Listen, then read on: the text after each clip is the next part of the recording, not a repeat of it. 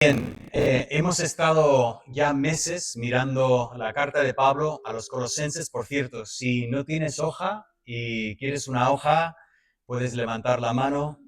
Daniel entregará una hoja. Hemos estado mirando en esta carta de Pablo a los Colosenses y hemos pues atravesado pues el mensaje de Pablo hasta la semana pasada ver la forma en que va cerrando esta carta. Y si recordáis, la semana pasada comentamos varios nombres de personas que Pablo pues manda saludos de estas personas y manda saludos para estas personas. Pero entre esta lista tuvimos, y lo enfocamos la semana pasada, un personaje que era, a ver si ahora no voy a decir su nombre bien.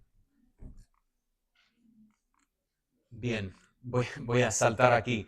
El nombre era Arquipo. Bien, Arquipo, os comenté la semana pasada que entendemos que era el pastor de la iglesia en Colosa, y Pablo manda saludos a Arquipo y especialmente un mensaje diciendo a la congregación: animad a Arquipo, decidle a Arquipo que siga y cumpla el ministerio que ha recibido. Bueno, empiezo con Arquipo porque, o Arequipo, no, Arquipo, voy bien, ves que estos nombres no se me quedan. Empiezo con este nombre porque resulta que cuando vamos al libro de Filemón encontramos algunos de los mismos nombres. En el libro de Filemón, por supuesto, tenemos el nombre de Pablo y Timoteo, tal como tenemos en Colosenses, pero cuando llegamos al final de esta cartita, vemos que Pablo vuelve a enviar saludos de Epafras. Si recordáis, Epafras era el que oraba por los colosenses. Entendemos que era el que primero trajo la palabra a Colosa. Pablo dice que él nunca había conocido a los hermanos en Colosa, pero Epafras sí que había predicado el Evangelio, seguramente era de Colosa, y habiendo escuchado el Evangelio en Éfeso, pues llevó la palabra hasta Colosa. Muchas gracias. Entonces, Pablo manda saludos de Epafras también para Filemón. Vemos que también menciona a Marcos, lo vimos la semana pasada. Marcos es el sobrino de Bernabé, también tiene el nombre Juan. También vemos un saludo de, ¿recordáis a este? Aristarco. ¿Recordáis quién era Aristarco? Era hago esta pregunta de vez en cuando a ver si estamos prestando atención o no. Era el prisionero juntamente con Pablo. No sabemos si se había convertido en la cárcel o si estaba ya como creyente y a lo mejor sufriendo por su fe, parecido a Pablo. No tenemos ni idea. Continúa, menciona una vez más a Lucas y Demas, aunque aquí lo vemos como Demas y Lucas, y menciona Arquipo. Vale, pero menciona Arquipo y le menciona en el contexto de Filemón y Apia. Y por lo tanto, ya empezamos a poner todas las piezas y decimos, Apia y Filemón eran los que ponían la casa para la iglesia que estaba en Colosa. Ese momento en que, claro, igual no tenían ellos posibilidades de hacer lo que Dios nos ha dado aquí, un edificio que podemos tener para el uso de la predicación de la palabra. Y por lo tanto, buscaban a alguien que tuviera una casa más amplia que podría albergar a la iglesia. Entonces, en este caso, pues allí escribe Pablo a Filemón, a su esposa Apia, la hermana Apia. Eso es un nombre que no he visto nunca en la cultura, ¿no? ¿Habéis conocido una chica que se llama Apia? Igual por el apio, que es un poco... Nadie querría tener ese nombre, ¿no? Pero su hijo ahora nos dice que es Arquipo, y por lo tanto entendemos que esta familia tiene un papel muy importante en la iglesia. Son los que ponen la casa para la iglesia, seguramente personas con cierto estatus social, con una casa grande, digamos como un campo, y su hijo pues ha sido encomendado con el ministerio de la palabra. pero lejos de tener una carta personal, como encontramos, por ejemplo, la carta a Timoteo, las dos cartas a Timoteo, la carta a Tito, que son cartas personales, aquí esta carta viene sobre un tema sumamente personal. Y eso es lo que quiero que veamos en esta mañana. Pero quiero empezar con este texto. Es el texto que, bueno, dentro del designio de Dios, cayó en este mes de agosto, que estamos hablando de ese soportar y perdonar. Si recordáis, hablamos de ese texto hace 2 o 3 semanas y comentamos, hay una diferencia entre soportar un mal y perdonar un mal. La diferencia es, hay males que jamás la gente que nos ha hecho mal reconoce que nos ha hecho mal.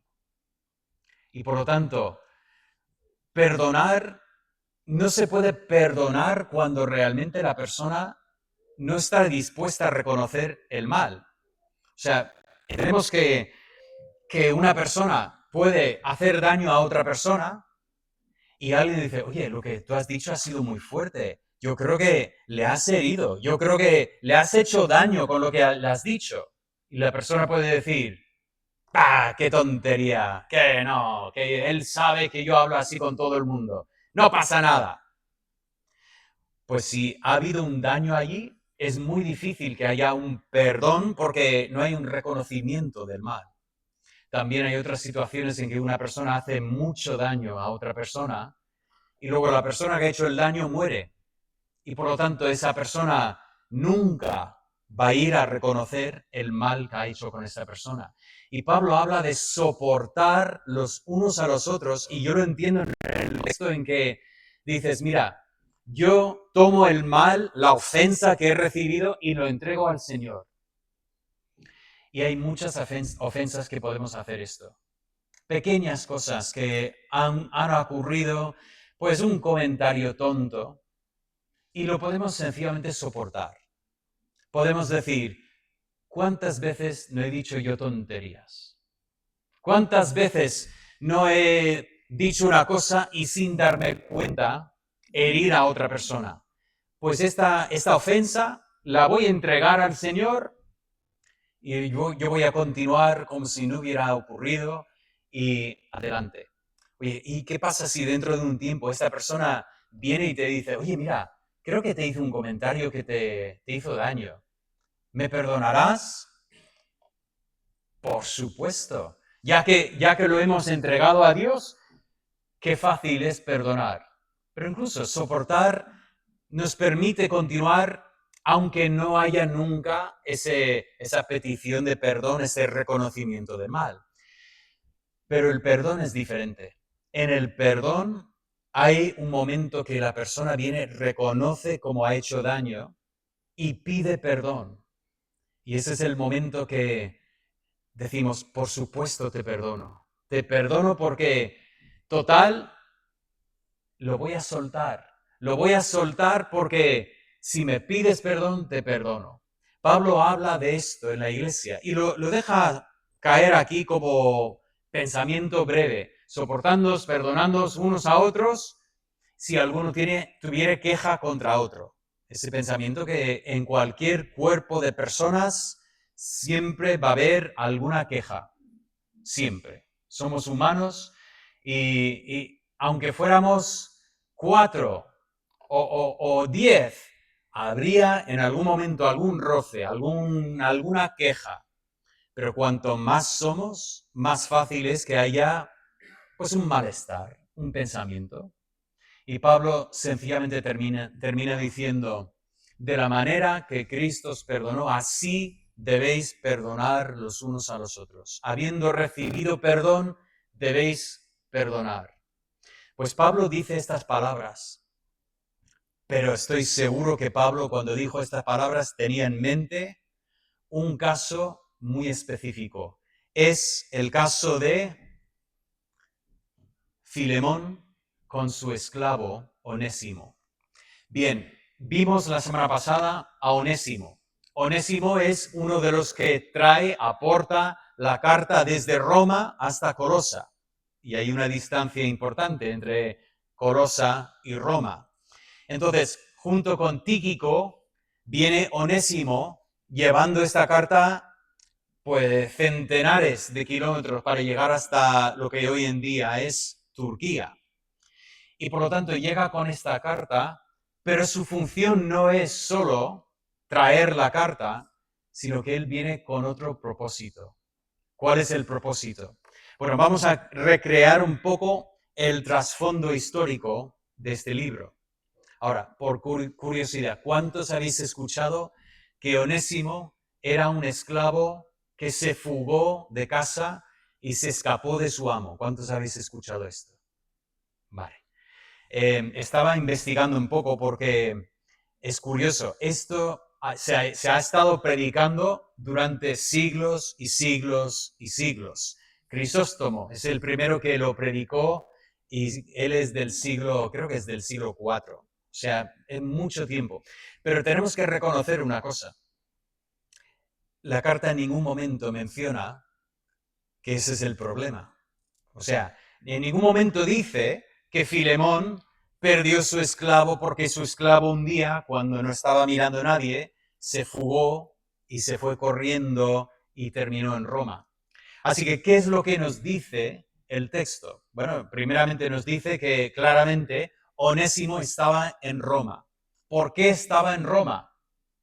Pues es posible que tal como hemos leído todos, pues que se haya fugado Onésimo, y fugándose de su amo, decidió ir a Roma, porque total era la capital del imperio, y posiblemente estaba buscando perderse en toda esta clase de esclavos liberados, y por eso estuviera en Roma. También es posible que Filemón lo haya enviado a Roma en algún negocio, algún trabajo que hiciera.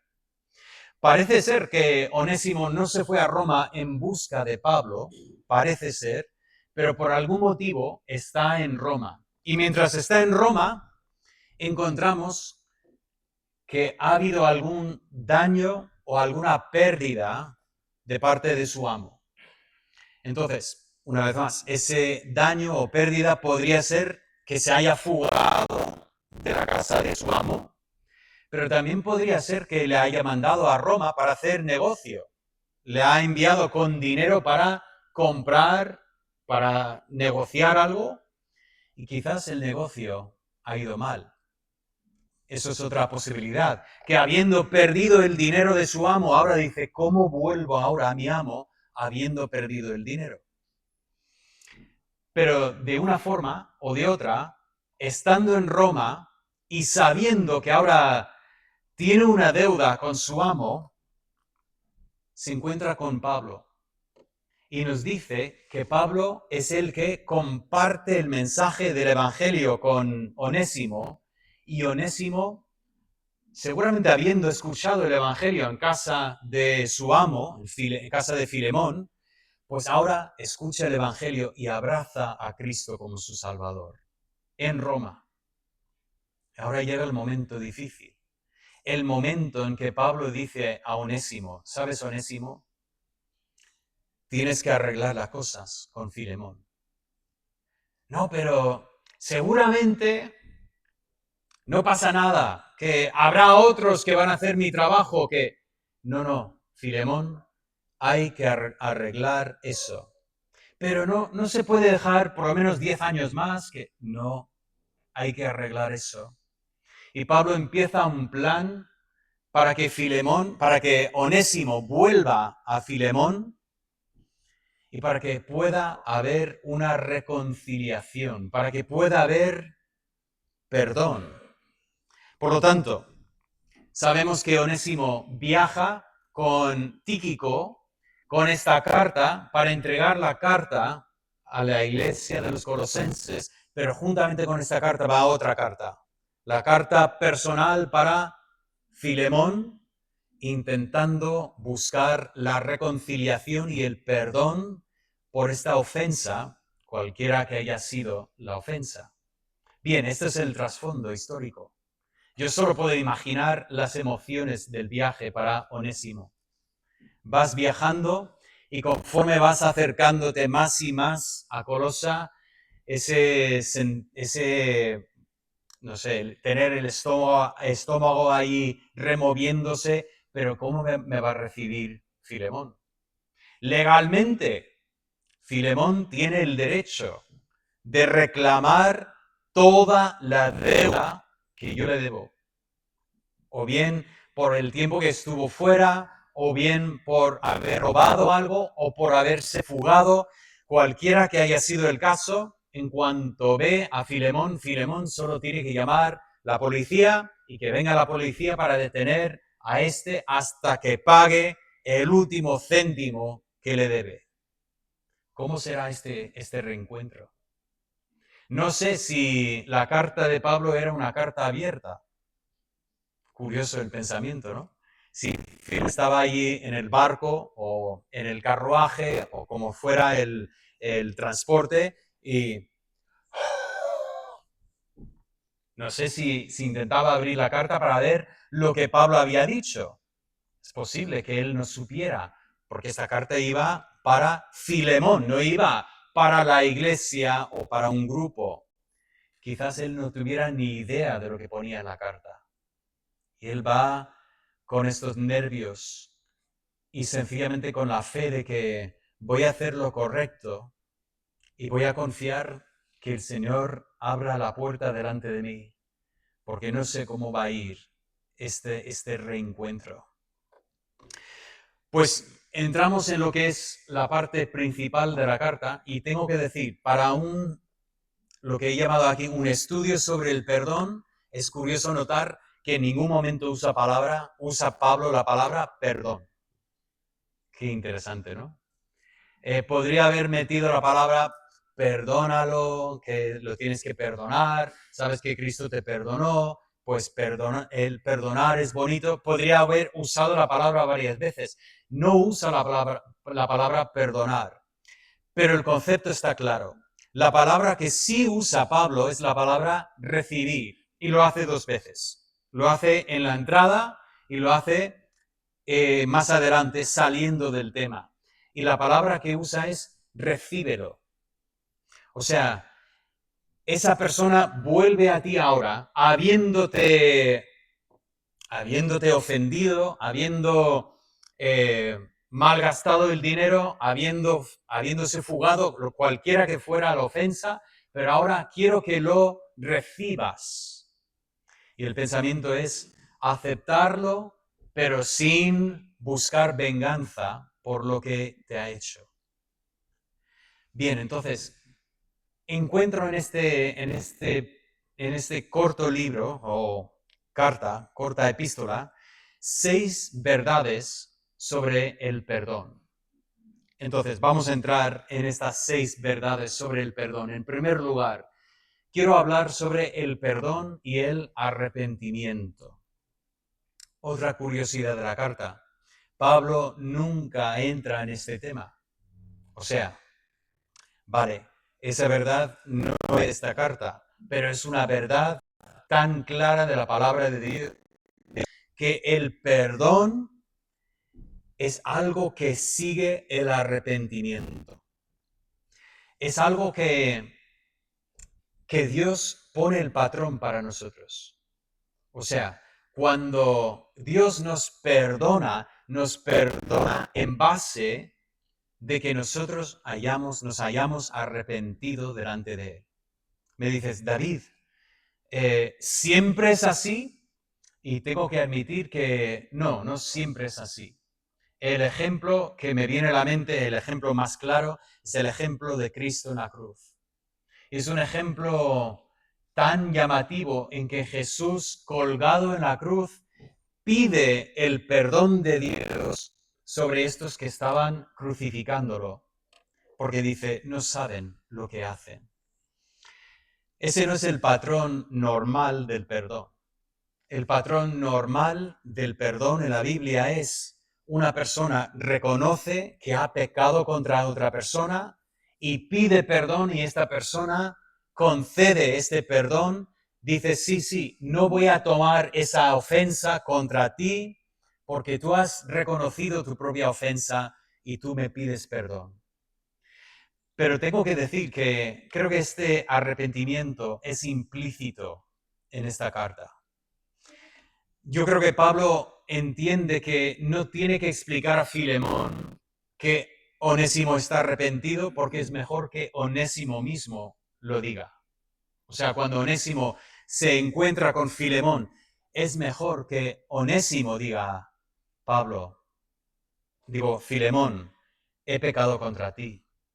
Tal como lo hizo el hijo pródigo, ese discurso que había preparado, he pecado contra el cielo y contra ti.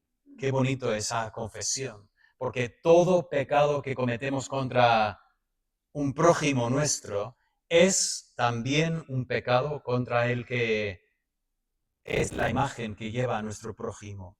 Por lo tanto, ese pensamiento, tengo que entender que Onésimo vuelve arrepentido. Si no estuviera arrepentido, creo que Onésimo jamás habría hecho este viaje. Pero es tan importante entender ese elemento del perdón, que el perdón siempre se encuentra en el contexto del arrepentimiento. El número 2, el perdón y los designios de Dios. Hay algo muy interesante en esta carta, porque, una vez más, leyendo la carta, no parece ser que Onésimo haya ido a Roma buscando a Pablo. Todo lo contrario. Más bien, parece que al encontrar a Pablo fue algo fortuito desde la perspectiva humana, algo divino desde la perspectiva de Dios. O sea, Dios trajo a Onésimo a encontrarse con Pablo. Lo digo porque cuando leemos aquí, notamos en los versículos 15 y 16, Pablo dice, porque quizás para esto se apartó de ti algún tiempo, para que le recibieras para siempre, no ya como esclavo, sino como más que esclavo, como hermano amado. Ese pensamiento de que se apartó de ti por un motivo. Ahora, volviendo a lo que es el contexto histórico, tanto si Onésimo se haya fugado de la casa de su amo o cualquier otra situación que he comentado, desde la perspectiva humana, o fue su propio deseo de escaparse, o fue que lo envió lejos, pero tenía miedo de volver sabiendo que había perdido el dinero de su amo o habiendo robado el dinero de su amo. Pero Pablo tiene otra perspectiva y dice, Dios ha tenido un propósito en todo esto. Y el propósito de Dios en esto ha sido que el que se ha ido como un esclavo vuelva como un hermano. Y tengo que reconocer que los designios de Dios siempre están en la situación de perdón.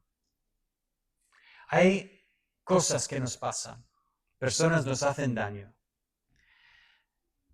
tropezamos y caemos, esas cosas que ocurren y requiere el perdón.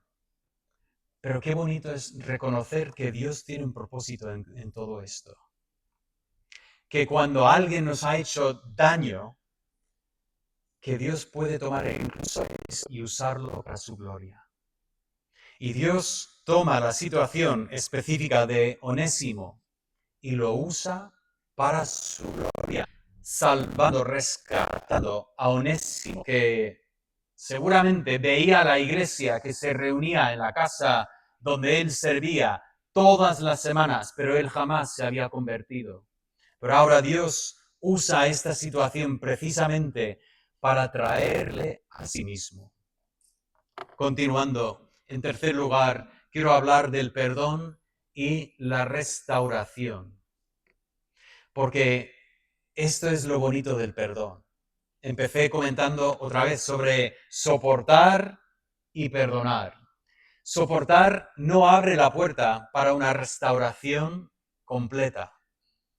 Claro, yo puedo darle el beneficio de la duda a una persona y decir, seguramente no quiso decir lo que dijo. Seguramente no pensó antes de hablar. Fue un come tonto. y no lo voy a tomar en cuenta. Y está bien hacer esto. Pero cuando, lo voy a cambiar ahora, cuando nosotros decimos alguna tontería, cuando decimos algo, soltamos algo en un momento, todos se están riendo y soltamos algún comentario, en nada más decirlo, notamos en la cara de la persona que le hemos hecho daño.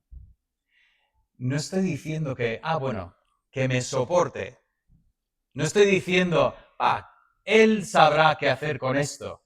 Deberíamos nosotros ser prontos a ir y decir, oye, perdóname. Ahora, puede que leamos mal la situación y puede que la persona nos diga, ¿perdonarte por qué? No, ni me di cuenta. No, yo lo entendí como una broma y bien.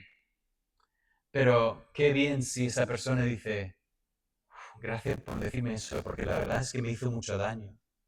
Y puede haber un momento de restauración. Qué bonito la imagen de un esclavo que se fue esclavo con una ofensa y ahora vuelve y dice, recíbelo como un hermano. Dice, un hermano como si fuese un hermano en la carne, pero un hermano en el Señor. Eso es algo que llamaba la atención en la iglesia primitiva.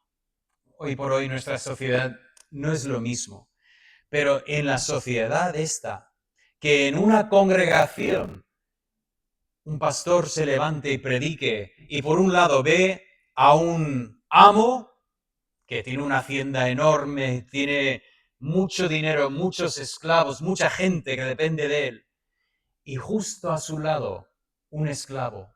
Y ahí sentados, ahí cuando se participaba de la mesa del Señor, uno y otro participando de la misma comida, no se hacía esto en esa sociedad. Y sin embargo, esto es el Evangelio.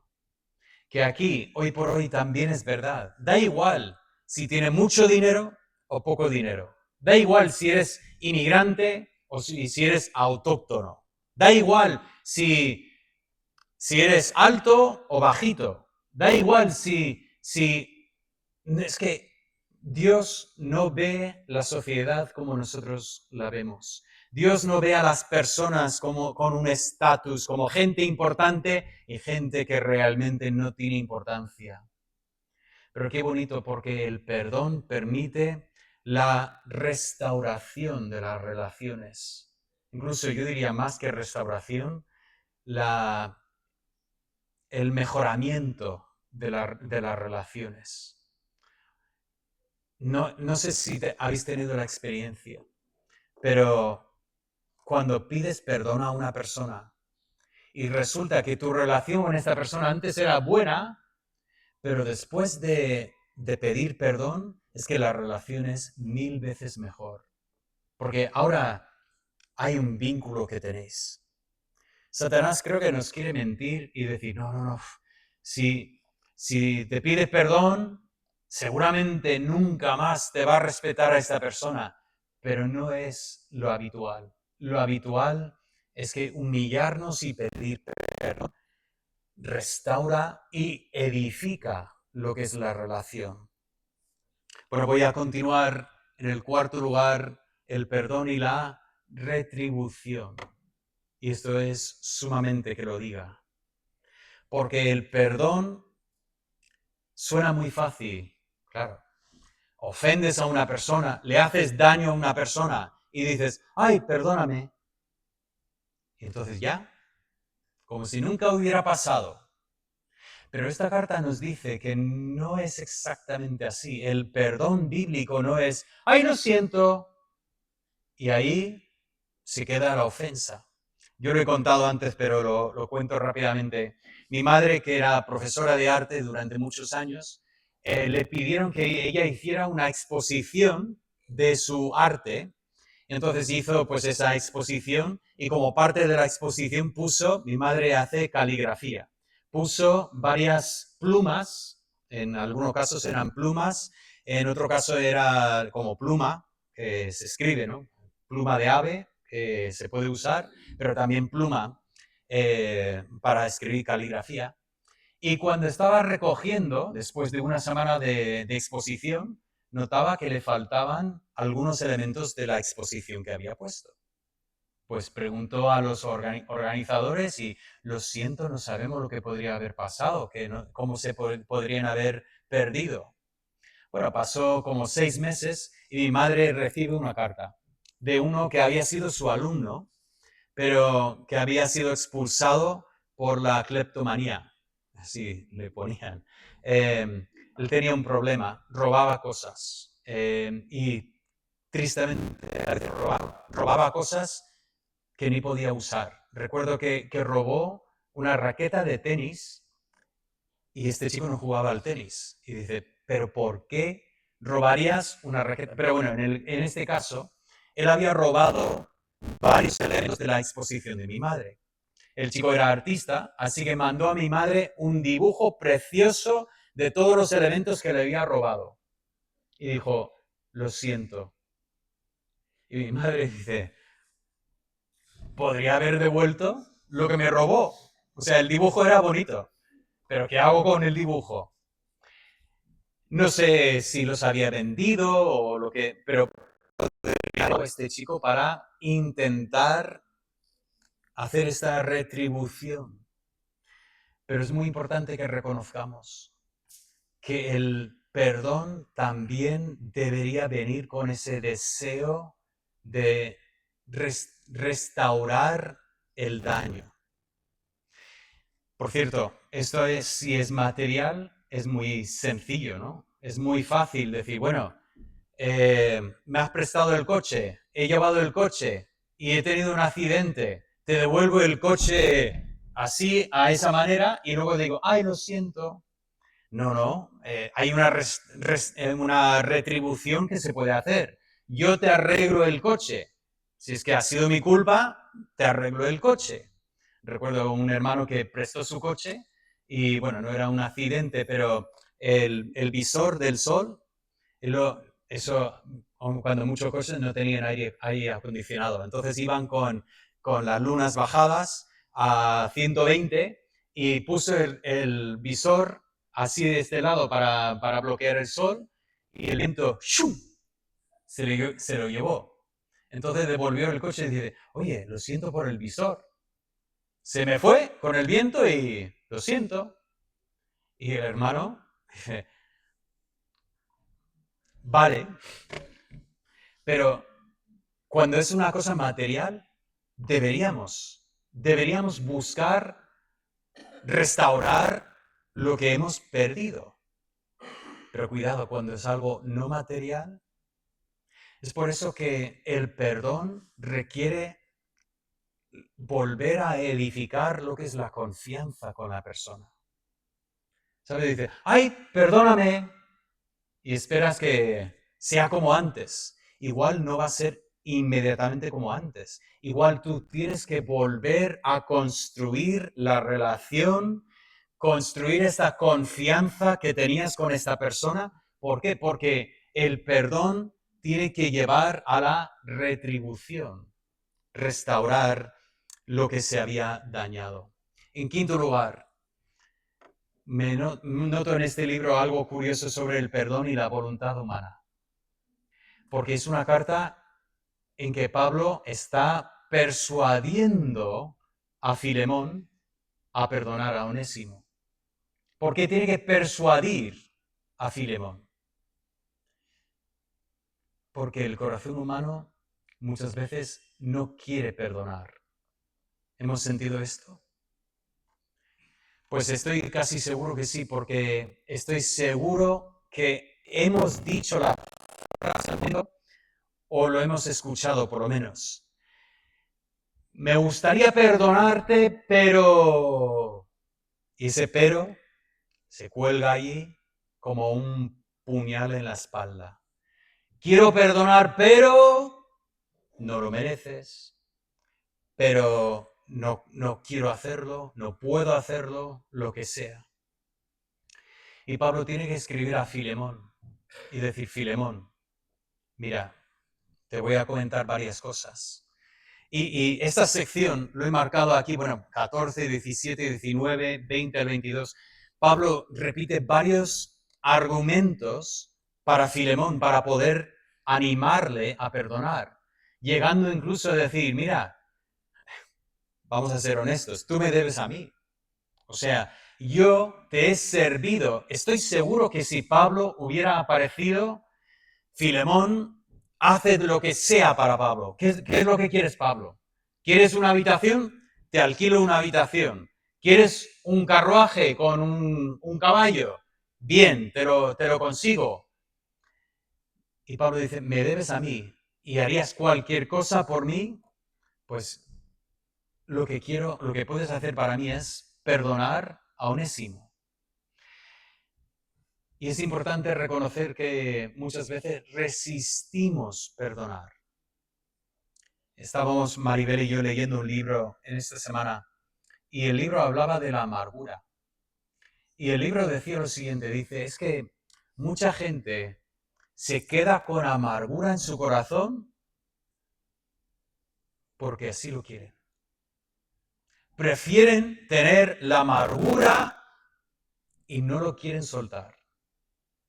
Pero ¿recordáis cuando prediqué sobre ese pasaje que os comenté sobre el ladrillo en la piscina?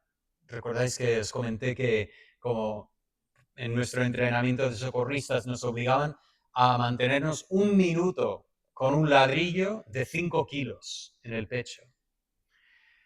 Tú no puedes llevar la carga del pecado sobre ti. ¿De quién es la voz esta que dice, no lo perdones, no lo merece, tú aguántalo? Sí, porque esa persona tiene que sufrir un poco. Esa es la voz del tentador, esa es la voz de nuestro enemigo. Y él te lo está diciendo porque dice, sí, guárdatelo porque te va a hundir y te va a hacer daño.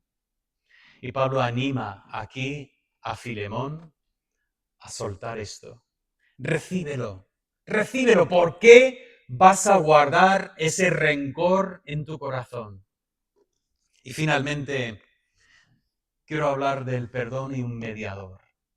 Qué interesante que aquí tenemos una carta de Pablo a Filemón allanando el camino para que Onésimo llegue y pida perdón y que Filemón diga, te perdono, hermano. Y muchas veces es importante tener un mediador. A veces necesitamos a alguien que puede ser intermediario entre nosotros y una persona que nos ha ofendido. Y qué bonito que estamos en la iglesia, donde como hermanos debemos prestarnos a esto. Debemos notar que, oye, tengo un hermano que tiene amargura en su corazón contra otra persona. ¿Qué puedo hacer yo para ayudarle a arreglar esto, para que no sufra bajo el peso de esta amargura? ¿Puedo yo ir con él? ¿Recordáis el patrón bíblico? Alguien peca, pues va primeramente la persona a solas para confrontarlo, pero va luego con otra persona. ¿Por qué? Porque a veces ayuda tener un mediador que puede ayudar ahí en cuanto al perdón. Y la verdad es que quiero animar ese pensamiento de que en esta congregación sí habrá problemas entre nosotros, sí habrá momentos de ofensa, pero deberíamos buscar y hacer todo lo posible para que haya perdón y quizás ni estamos involucrados, pero podemos involucrarnos para el bien de nuestros hermanos.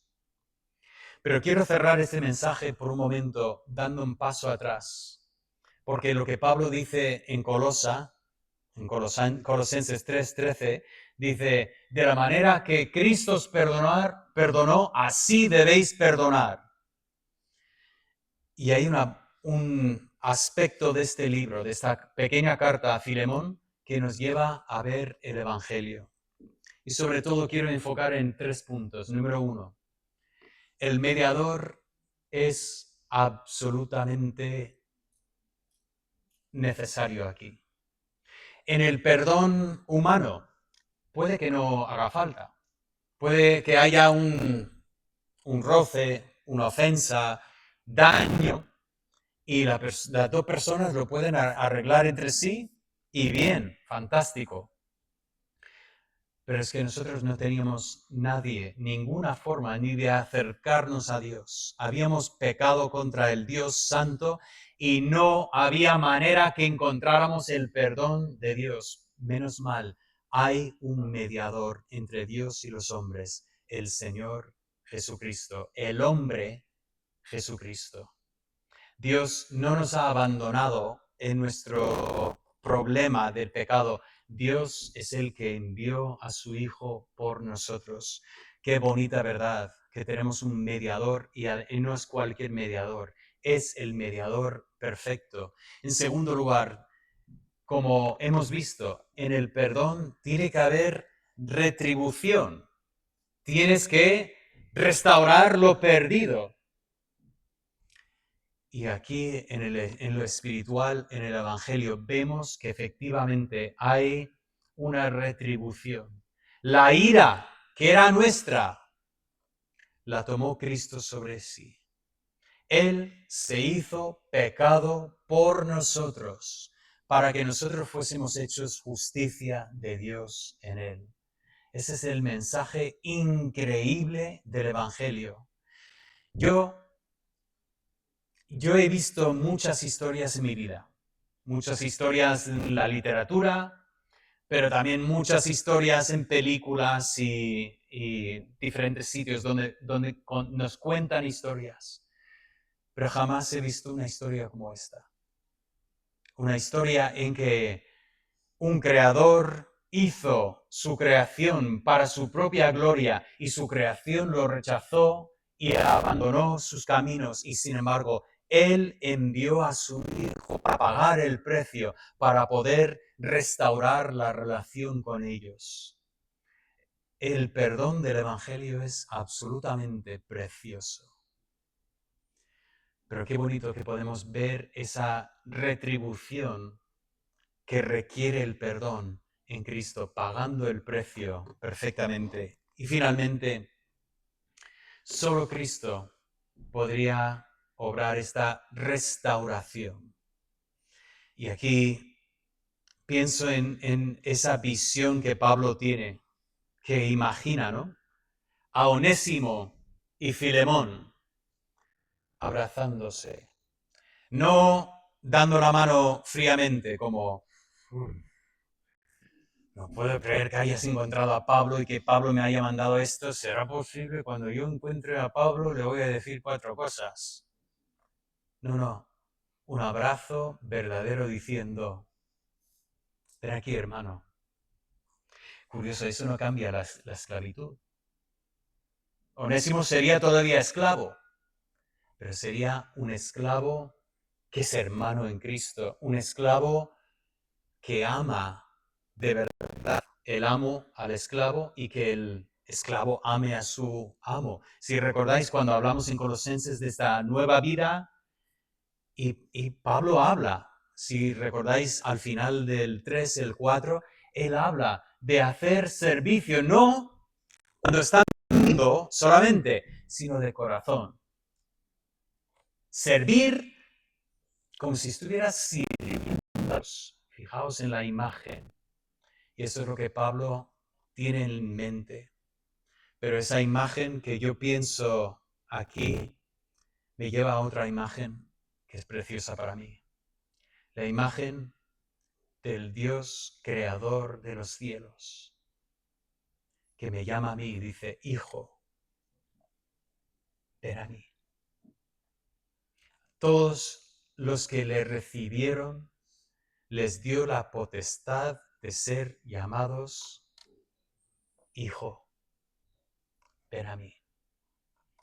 Hermanos, esta corta epístola realmente es preciosa, porque nos muestra la preciosidad del perdón que hemos recibido en Cristo. Volviendo a este texto de Colosenses 3, de la manera que Cristo os perdonó, así también hacedlo vosotros. Hacedlo, es un mandato, no es una opción. Debemos perdonar porque hemos sido perdonados. Esta mañana compartí esta historia del esclavo que fue perdonado y salió y buscó a uno que le debía y no mostró misericordia. No estaba dispuesto a perdonar ni la más pequeña parte de lo que había sido perdonado él. Y eso es lo que tiene en mente este pasaje. Yo he puesto aquí Mateo 18, eso es donde el Señor envía a los discípulos a sanar y dice, gratuitamente o de gracia habéis recibido, de gracia dad. El pensamiento de que vosotros no habéis pagado dinero por tener ese don de sanar, debéis sanar gratuitamente. Pues este pensamiento, lo que hemos recibido de gracia, ¿cómo no lo vamos a entregar a otros? Entonces termino con esta pregunta. ¿Estamos dispuestos? No sé, dispuestos no es la palabra que quería. ¿Estamos implicados con esto de perdonar?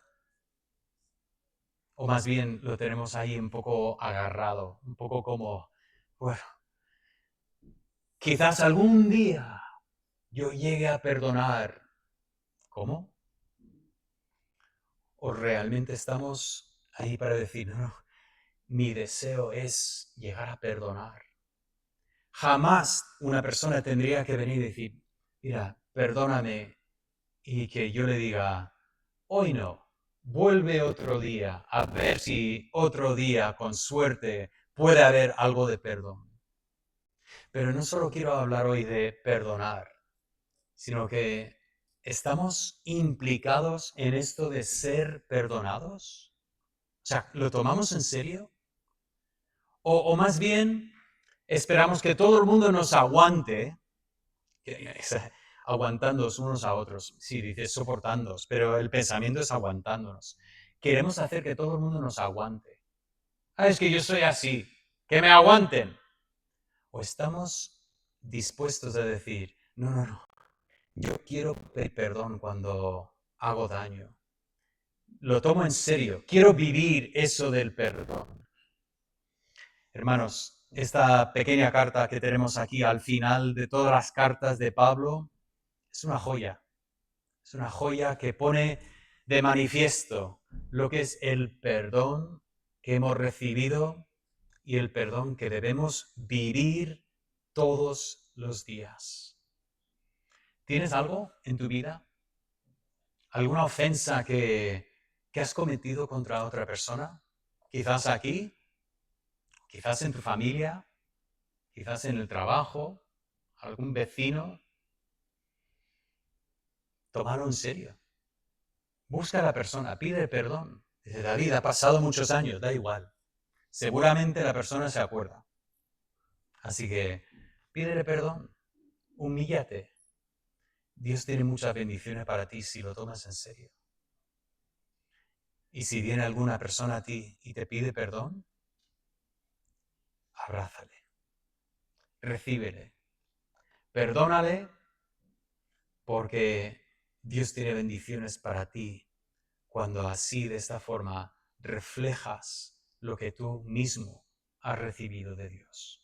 Padre, te doy gracias por Filemón, por Onésimo y por esta historia que vemos aquí en la palabra. Gracias, Padre, porque nos lleva a una vez más contemplar el perdón que hemos recibido de ti. Pero pido, Señor, que tomemos en serio esto del perdón. Que no sea sencillamente otra palabra que usamos sin pensar en lo que significa, sino que más bien busquemos perdonar y ser perdonados para tu gloria. Queremos que aquí en la iglesia haya siempre una comunión de hermanos y pedimos que frenes el esfuerzo del maligno de intentar crear discordia, crear problemas entre hermanos. Y así de esta forma que tú seas glorificado en tu iglesia. Lo pedimos en el nombre de Cristo. Amén.